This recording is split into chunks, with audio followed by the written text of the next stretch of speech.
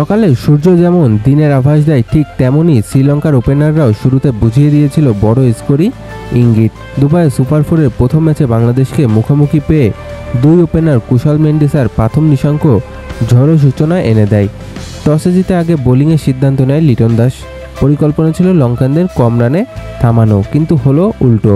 পাওয়ার প্লেতে শরীফুল ইসলাম আর নাসুম আহমেদের ওপর রীতিমতো তাণ্ডব চালায় মেন্ডিস ও নিশাঙ্ক।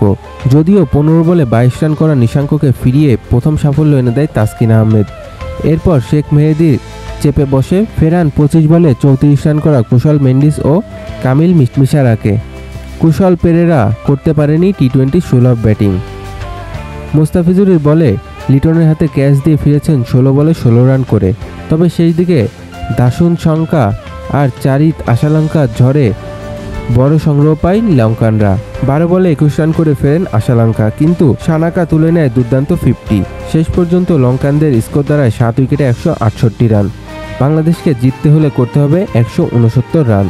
এদিকে 4 ওভারে মাত্র 20 রান দিয়ে 3 উইকেট নেয় মোস্তাফিজুর রহমান। মেহেদী নেয় 2টি উইকেট। তবে 4 ওভারে 49 রান দিয়ে হতাশ করে ফিরে আসেন শরীফুল ইসলাম।